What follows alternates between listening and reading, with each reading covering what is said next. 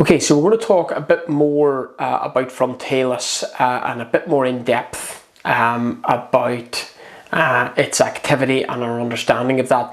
So remember, Frontalis is the anterior body of occipitofrontalis, which when it contracts forms the horizontal forehead lines that we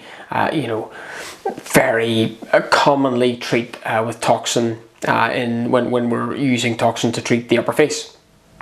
So the classic understanding of Frontalis is that it is an elevator of the brows, that it's the primary elevator of the brows, and that hasn't changed. But interestingly, there was a very I guess thought-provoking paper back in 2020 which described that the upper fibers of Frontalis, so by upper I mean the ones closest to the hairline,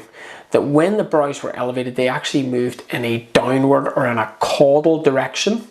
and the fibers closest to the brows moved in the way that we've always understood. So when you raise the eyebrows, the fibers have moved in an upward direction. So the transition point on Frontalis, where we go from fibers moving in a downward direction when the brows are elevated and the fibers moving in an upward direction when the brows are elevated, was termed or coined the line of convergence, and it was Sebastian Cotofana again who really described this. And it's this particular study from 2020, the bidirectional movement of Frontalis, really produced some interesting evidence of this theory that the Frontalis had this bidirectional movement pattern, where they used 3D vector analysis cameras and looked at a number of patients raising their eyebrows, and where they could see the direction in which the fibers were moving using vector analysis cameras, which really gave evidence to this bidirectional activity of Frontalis. Okay, so all of this is very interesting, but why does it matter? What clinical, appropriateness does it really have for us as injectors and injectors of toxin in the upper face? Well, it means quite a lot actually. So if we think carefully about these fibers above the line of convergence, so they're moving in an inferior or a caudal direction or a downward direction when the eyebrows are elevated, meaning that when we inject into the fibers above or on the line of convergence, the resting tone of those fibers is going to be changed such that the resting position of the brows actually sit in a more resting, elevated position. That's important for us, because if we've got a patient where their request is that the brows be more elevated, the eyes be more open in appearance,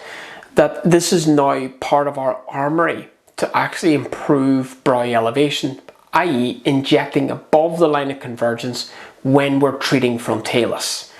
Okay, so knowing about the line of convergence is important, and in terms of how I apply it myself personally, if I've got a patient who, let's say they're a little bit older, they've got some upper lid laxity, concerned about horizontal forehead lines, I will typically in those individuals only inject on or above the line of convergence. Now that is not to say that I will never inject below the line of convergence in any patient. I think that I moderate my treatment such that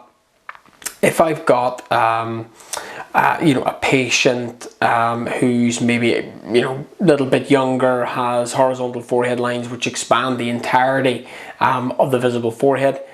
when I'm thinking about my injection pattern, I will inject, when I'm above the line of convergence, I will inject deeper and with a higher dose to give a more intense effect typically. And then classically, when I'm injecting below the line of convergence, I will inject more superficially and with a lower dose to moderate the outcome, in order to avoid the complication that we all do not want with these patients, which is brow ptosis. I hope you enjoyed this content. If you did, hit like, subscribe and share to see a bit more.